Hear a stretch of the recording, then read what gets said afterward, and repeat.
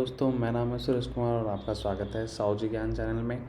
तो आज हम लोग पढ़ने वाले हैं व्हाट इज़ मर्कले ट्री, जो कि ब्लॉकचेन की एक बेहद महत्वपूर्ण और बहुत इम्पोर्टेंट टॉपिक्स होने वाली है। तो हम लोग जानेंगे व्हाट इज़ मर्कले ट्री क्या है। मैं चाहता था कि मैं सारी चीज़ को बोर्ड में पढ़ाऊँ अच्छे से बताकर, एक पिक्चर वगैरह अच्छे से बनाकर, लेकिन अभी अभी मेरे पास सारी चीज़ें उपलब्ध नहीं है, तो इसके लिए बेहद माफ़ी चाहूँगा। तो मर्कले ट्री क्या होता है ना, एक बाइनरी ट्री का स्ट्रक्चर जैसे आपने देखा होगा, आपने डीएसए में पढ़ा होगा। बाइनरी ट्री कैसा होता है कि एक नोड पे एक रूट नोड होती है, उसके बाद दूसरा फिर आती है लीफ नोड, फिर आता है उसमें नॉन लीफ नोड, इस तरह से करके करके उसमें काफ़ी सारे नोड्स बनते हैं। तो वो सारी चीज़ें क्या करते हैं, मर्कले ट्री भी उसी तरह से एक ट्री का फॉर्मेट करता है, जिसमें कुछ स्ट्रक्चर्स, कुछ हैज़ वैल्यूज सारे में जनरेट होते हैं। तो मैं उससे आपको पिक्चर्स में दिखाने की कोशिश करता हूँ और आपको समझाने की कोशिश करता हूँ, वो आपके लिए काफ़ी आसान होने वाली है। तो आपको वहाँ पर जब आप किसी एग्ज़ाम में ये क्वेश्चन आएगी तो आप लिख सकते हैं, एक बाइनरी ट्री की टाइप की स्ट्रक्चर होती है, पिक्चर्स बनाएंगे, उसके बाद पिक्चर्स को एक्सप्लेन करेंगे। तो कुछ इस तरह से होती है, आप देखेंगे।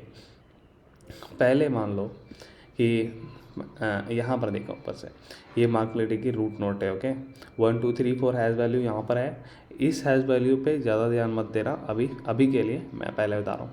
यहाँ पर एक हैज़ वैल्यू है, यहाँ पर एक हैज़ वैल्यू है, यहाँ पर एक हैज़ वैल्यू है, यहाँ पर एक हैज़ वैल्यू, यहाँ पर एक हैज़ वैल्यू, यहाँ पर एक हैज़ वैल्यू। ओके, तो ये देख पाएंगे यहाँ पर ए बी सी डी। तो यहाँ पर एक चीज़ आपने अभी तक नोटिस नहीं किया, तो मैं आपको नोटिस करा दूँ।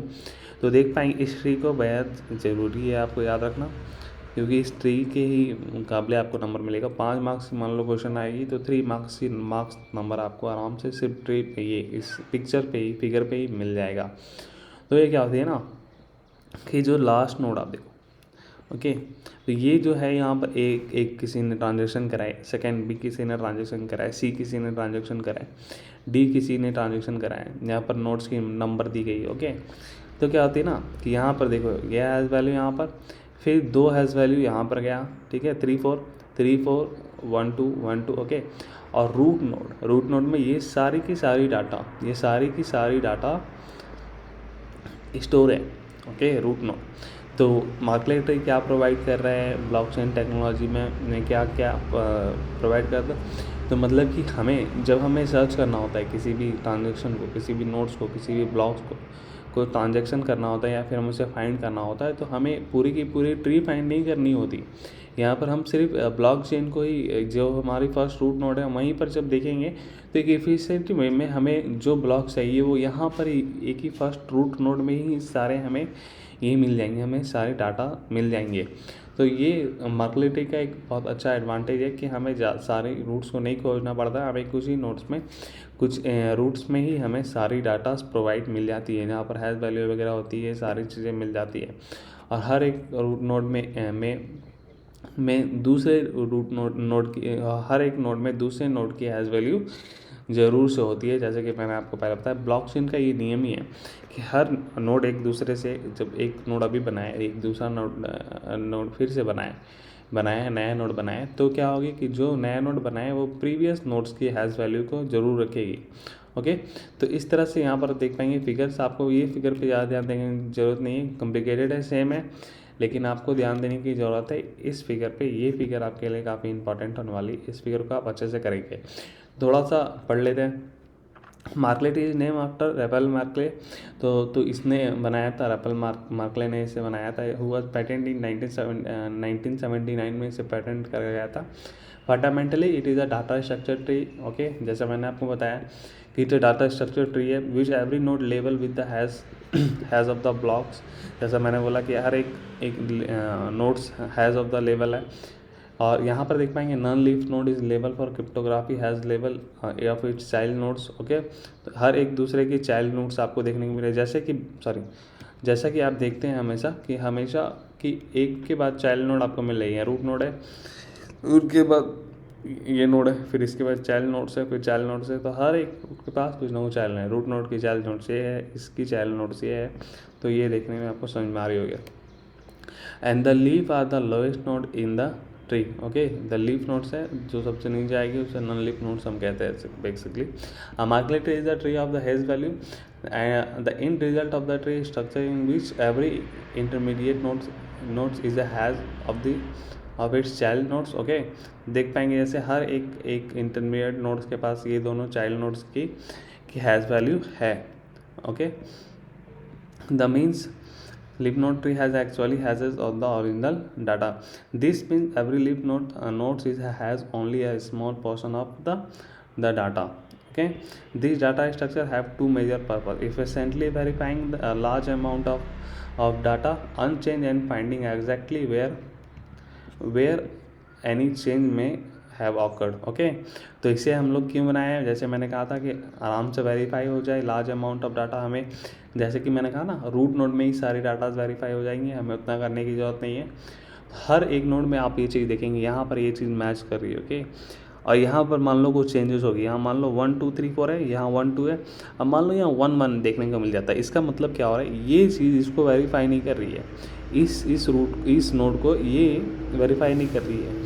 तो क्या होगा, ये जो ट्रांजेक्शन है ये इसे इनवैलिड मान दिया जाएगा। और जैसे ही कोई ट्रांजेक्शन इनवैलिड हो जाता है तो जितने भी आगे की नोड्स है वो भी इनवैलिड हो जाते हैं, उसमें भी काम आप नहीं कर सकते हैं कुछ समय, जब तक वो ट्रांजेक्शन वैलिड ना हो जाए, ओके। आगे देखते हैं, efficiently providing the piece of the present of the large data set, okay. तो ये क्या करती है, एक छोटे से मार्केट ट्री में लार्ज डाटा सेट को प्रेजेंट कर पाती है। तो यहाँ पर कुछ है, मतलब कि ये ब्लॉकचेन की पूरी है। तो ब्लॉकचेन में किस तरह काम करता है, ब्लॉक्स में होती है previous header as Merkle root, okay. Merkle root में क्या, मार्कलेट रूट को क्या हम बोलते हैं, ये है मार्कलेट रूट, आप इससे ही मार्कलेट रूट कह रहे हैं, ये ही मार्कलेट रूट है।